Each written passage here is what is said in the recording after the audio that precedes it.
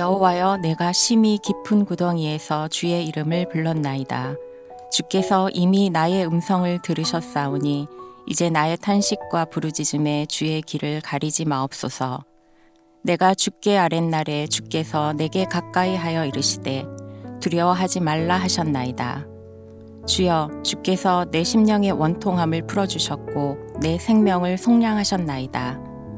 여호와여, 나의 억울함을 보셨사오니 나를 위하여 원통함을 풀어주옵소서. 그들이 내게 보복하며 나를 모해함을 주께서 다 보셨나이다. 여호와여, 그들이 나를 비방하며 나를 모해하는 모든 것, 곧 일어나 나를 치는 자들의 입술에서 나오는 것들과 종일 나를 모해하는 것들을 들으셨나이다. 그들이 앉으나 서나 나를 조롱하여 노래하는 것을 주목하여 보옵소서. 여호와여, 주께서 그들의 손이 행한 대로 그들에게 보응하사 그들에게 거만한 마음을 주시고 그들에게 저주를 내리소서. 주께서 진노로 그들을 뒤쫓으사 여호와의 하늘 아래에서 멸하소서.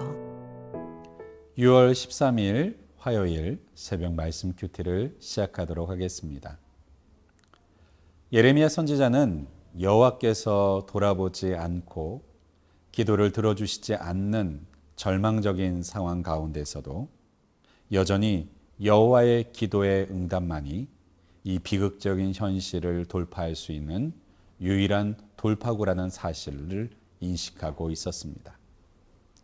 특별히 이러한 예레미야의 신앙은 바로 자신이 겪었던 고난과 어려움 속에서 건져주셨던 하나님과의 경험에서 비롯된 것이었습니다. 특별히 그것을 찾아볼 수 있는 것이 오늘 본문의 55절에 있는 말씀을 통해서 생각해 볼 수 있겠습니다.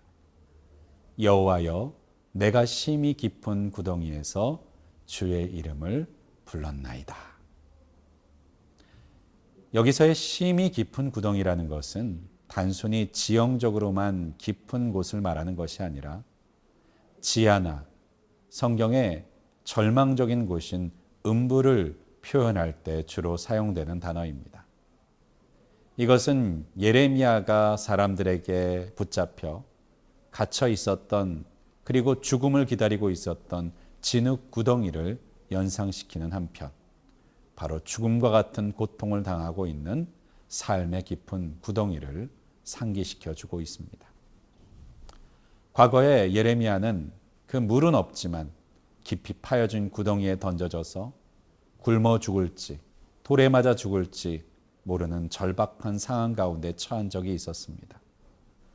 아무런 빛이나 소망이 없는 그곳에서 예레미야에게 유일한 희망은 여호와 하나님뿐이셨고 오직 여호와의 이름을 부르는 일 외에는 할 수 있는 것이 없었습니다.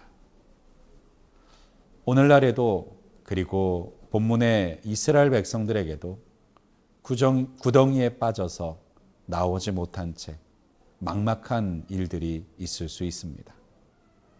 우리의 삶 속에서도 무슨 힘을 써도 빠져나올 수 없는 일들을 경험하게 되신 적이 있지는 않으셨습니까?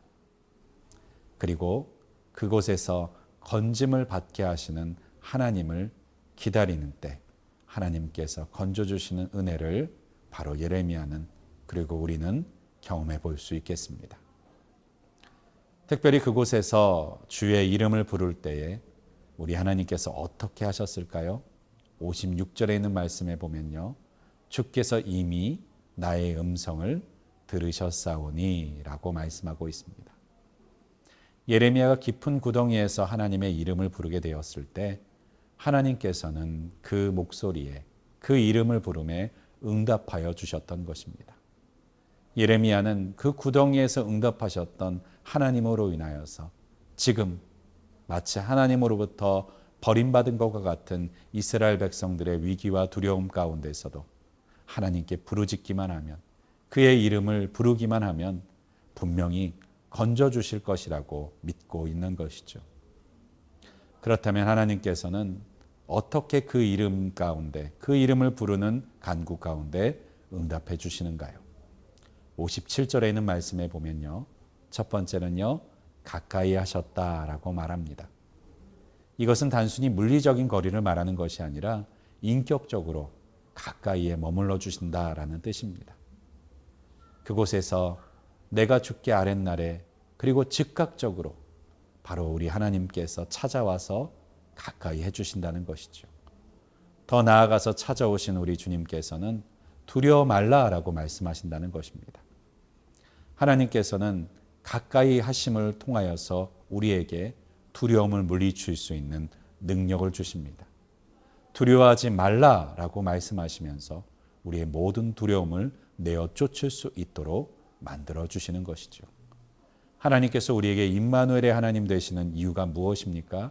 우리 안에 있는 모든 두려움들을 제거해 주시기 위함입니다. 그래서 수많은 믿음의 사람들이 인생과 삶 가운데서 어려운 일을 겪고 고민과 그리고 문제 앞에 머물러 있을 때 하나님께서는 찾아오셔서 그들을 만나 주시고 항상 동일한 말씀을 하십니다. 두려워하지 말라, 염려하지 말라라고요. 그러면 하나님께서는 예레미야를 그리고 당신의 백성들을 어떻게 건져주시게 되는가요?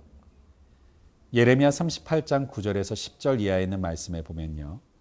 구덩이에 빠져있는 예레미야를 건져주신 하나님의 사건이 기록되어 있습니다. 그 사건을 통해서 하나님께서는요. 구스 사람이었던 에벤멜렉이라고 하는 사람을 사용하셔서 왕의 마음을 움직이시고 구덩이에 빠져 있었던 예레미야를 건지게 하십니다. 그렇습니다. 하나님께서 당신의 백성들을 끌어올려 다시 살리실 때는요. 하나님은 사람을 사용하셔서 일하신다라는 것을 우리는 알 수 있습니다. 하나님께서는요. 사람의 마음을 바꾸어 두시고 또 필요한 손길들, 뜻밖의 도움의 손길들을 베풀어 주셔서 당신의 백성들을 건져주시게 되는 것이죠. 예레미야에게는 그 뜻밖의 도움의 손길을 통해서 또한 이후에 징계받아 그리고 바벨론의 포로로 잡혀간 수많은 하나님의 사람들을 향해서도 하나님께서는 준비하신 사람들, 뜻밖의 사람들 사용하셔서 다니엘을 도우시기도 하고 에스겔을 도우시기도 하고 당신의 백성들을 그 어려움 가운데서 건져주시곤 했던 것을 우리는 볼 수 있습니다. 우리도 인생의 구덩이 가운데서 우리 주님께서 우리에게 응답하시고 건져주실 때에는 우리 주변에 우리가 생각하지 못한 사람들을 사용하시고 건져주실 줄을 믿고 또한 그것을 기대하실 수 있기를 주님의 이름으로 간절히 축원드립니다. 또한 우리의 모든 문제들 앞에서 우리에게 어려움과 힘든 시간들을 주었던 원수들에게는 하나님께서 어떻게 보응하실까요? 65절에 있는 말씀에 보면요. 그들에게 거만한 마음을 주시고 그들에게 저주를 내리소서라고 노래하고 있습니다. 하나님께서 저주하시는 가장 큰 저주의 방법은 무엇인가요? 바로 거만한 마음을 품게 하시는 것입니다. 교만하게 만드신다는 것입니다. 회개할 기회를 얻지 못하게 하신다라고 하는 것입니다.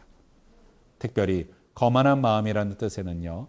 마음을 가리다, 씌우다, 덮다라는 표현의 뜻을 가지고 있어서 마음이 완고하여지고 분별력을 상실하는 모습을 표현하고 있습니다.